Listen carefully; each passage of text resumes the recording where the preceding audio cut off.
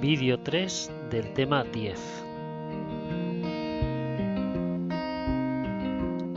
La excreción en animales.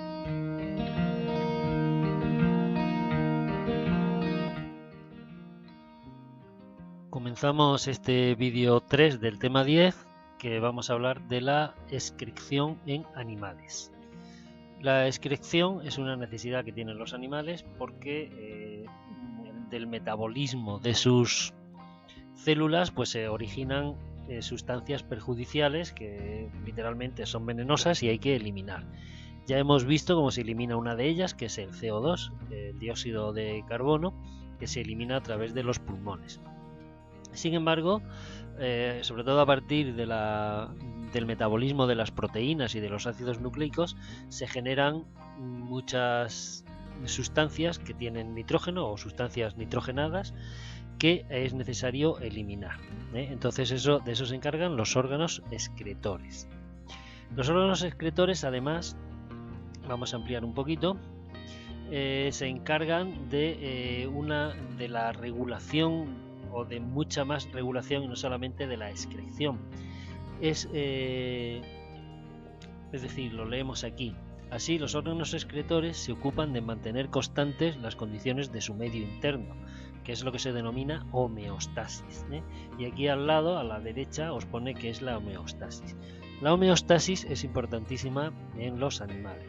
Es mantener constante el sistema interno, es decir, las condiciones internas del organismo.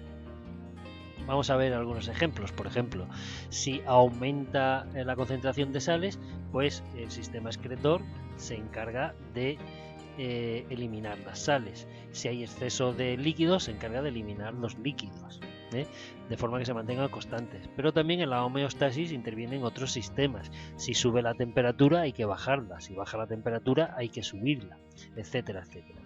De forma que las constantes internas se mantengan siempre dentro de unos límites. Eso es la homeostasis. Es un concepto que tenemos que tener presente. Bien, ¿qué productos nitrogenados, que he dicho que son los que se originan a partir del metabolismo, se tienen que eliminar? Pues este nitrógeno perjudicial se puede eliminar de tres formas y da lugar a tres tipos de animales. Los animales que lo eliminan en forma de amoníaco se llaman animales amoniotélicos. Los animales que lo eliminan en forma de ácido úrico se llaman animales uricotélicos. Y los animales que lo eliminan en forma de urea se llaman animales ureotélicos. ¿De acuerdo? Bien, entonces, ¿qué es lo que pasa? Pues este nitrógeno se transforma en la célula en amoníaco, ácido úrico o urea, es llevado al torrente circulatorio y el torrente circulatorio a los aparatos excretores, donde son filtrados. Vamos a ver cómo son estos tres componentes. Aquí tenemos las fórmulas químicas del amoníaco, de la urea y del ácido úrico. El amoníaco NH3 es el más sencillito. La urea, que es el que eliminamos nosotros por la orina, pues tiene dos átomos de nitrógeno, un átomo de carbono, etcétera. Y el ácido úrico, pues un poquito más complicado, dos anillos con sus correspondientes átomos de nitrógeno. Bien, esto simple información. Seguimos de vuelta al libro de texto. Bueno, vamos a ver cosas que hay que tener en cuenta y que no hay que confundir en un nivel de primero de bachillerato. ¿Qué se elimina por los aparatos excretores? Se elimina la orina, que, como hemos dicho, proviene de los residuos, de filtrar los residuos que vienen del metabolismo celular. ¿De acuerdo? Entonces, no hay que confundir excreción con defecación. Son cosas distintas, cuyo origen es muy distinto. ¿Vale? Bien, entonces los animales tienen que formar la orina y para ello en todos los animales hay tres fases. Una fase de filtración y una fase de reabsorción, que son las dos principales, y luego una fase de secreción, que es expulsar, cuando se expulsa al final la orina ya totalmente elaborada. La filtración es que el líquido circulatorio se va filtrando, se produce una orina inicial, pero en esta filtración se pasan a esta orina inicial en el correspondiente aparato excretor, el que sea según el tipo de animal, pues muchas sustancias útiles y sobre todo mucha agua, que hace mucha falta. Por ejemplo, en humanos, en esta primera fase, a lo largo de un día, pues se filtran unos 200 litros de... se producirían unos 200 litros de orina inicial, 200 litros. Entonces hace falta una segunda fase, que es la reabsorción. La reabsorción es devolver al líquido circulatorio todo aquello que es útil para el cuerpo, como glucosa, agua y algunos iones, y dejar una orina más concentrada. Nosotros, en el caso de los humanos, pues es unos 2 litros al día. Es decir, de unos 200 litros en la orina inicial, pues 198 litros se vuelven a reabsorber y quedan unos 2 litros, que es lo que se va expulsando por secreción al final. ¿Vale? Esto lo veremos un poquito después cuando hablemos del aparato excretor en vertebrados. Y pasamos a la página 328, donde se nos habla de los aparatos o de los órganos excretores en invertebrados. Dice que excepto poríferos, nidarios, nemátodos y equinodermos, todo el resto de animales poseen algún órgano de excreción especializado. Bien, no los vamos a ver mucho, solamente nombrarlos. Pues en platelminto tenemos los que se llaman protonefridios, en anélidos y moluscos tenemos lo que se llaman metanefridios, en artrópodos, pues depende del tipo de artrópodos, tenemos glándulas excretoras de tipos, o los tubos de Malpighi, que presentan pues otros tipos de artrópodos, sobre todo los insectos, mirápodos y muchos arácnidos. Bueno, como siempre, toda esta parte de invertebrados pues la leéis, ¿no? Y algo saldrá en las tareas y en los cuestionarios. Y pasamos a la página 329, donde vamos a hablar de los órganos excretores en los vertebrados. Dice, los procesos de excreción en vertebrados se desarrollan en órganos diversos que constituyen el aparato excretor. En él destaca el sistema renal, también llamado sistema urinario. Es decir, la excreción se hace por diferentes órganos, dependiendo del tipo de animal. Nosotros, por ejemplo, pues también tenemos una cierta excreción a través de las glándulas sudoríparas, pero el principal, digamos así, es el sistema urinario o renal, también conocido como aparato excretor.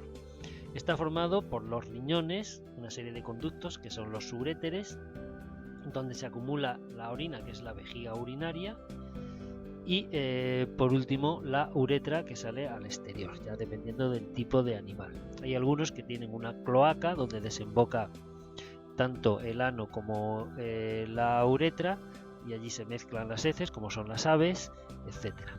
Bien, dependiendo del tipo de animal, pues los riñones son de una forma o de otra, pero todos son muy parecidos, Os leéis esto y ya está. ¿Cuál es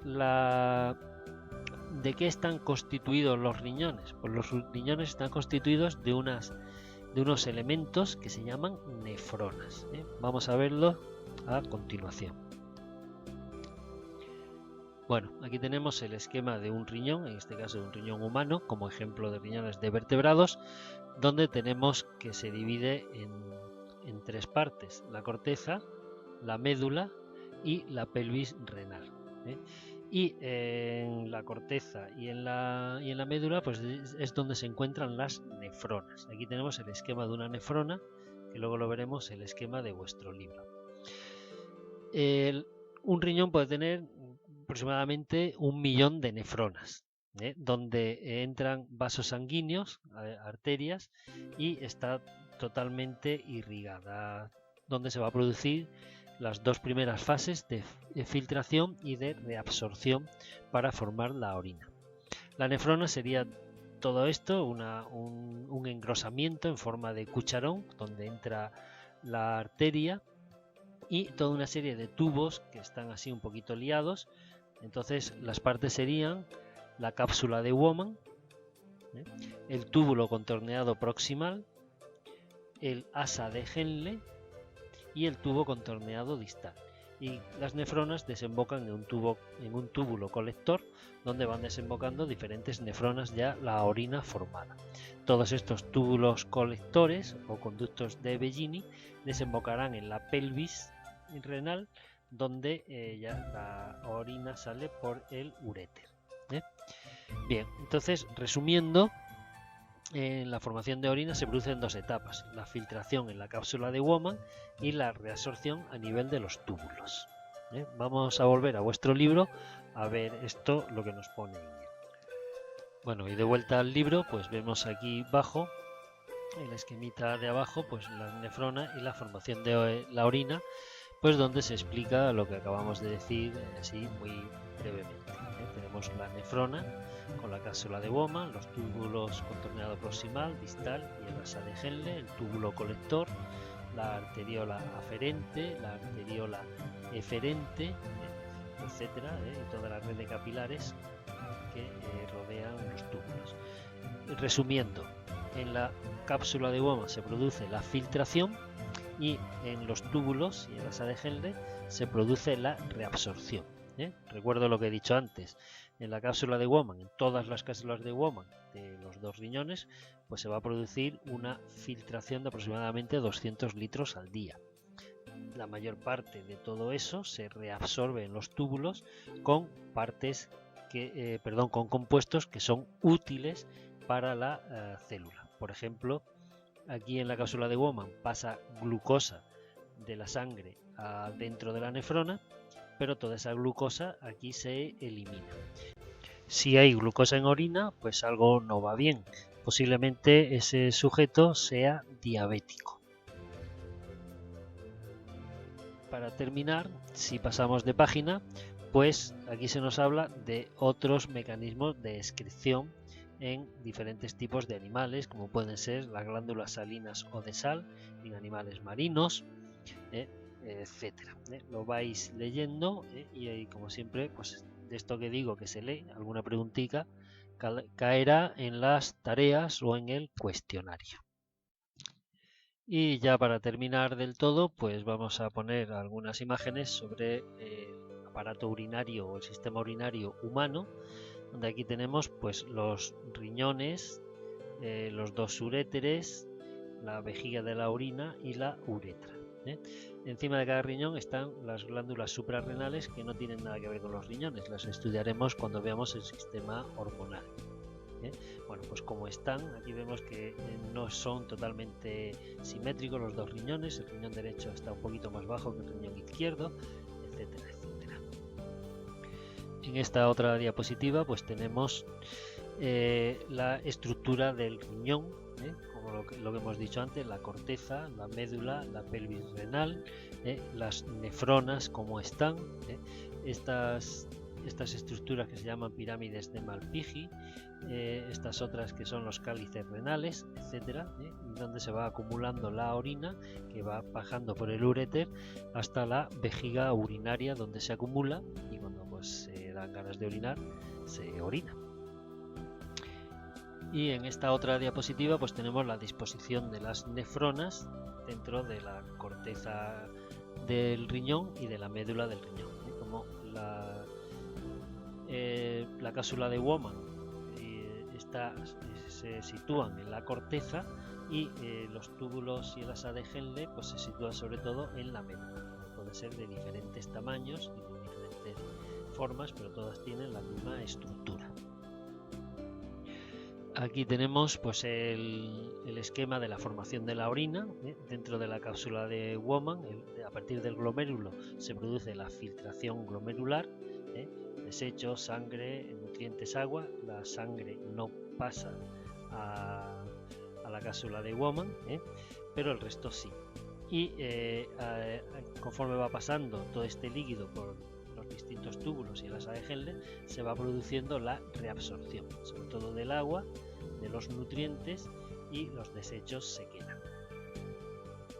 Y ya terminamos con esta fotografía donde vemos la disposición de los riñones, como están. Cuando decimos "ay, me duelen los riñones", normalmente lo que duele es parte de la columna vertebral o duelen los músculos de aquí, pero no los riñones. Vale. Con esto terminamos este vídeo y todo el tema 10.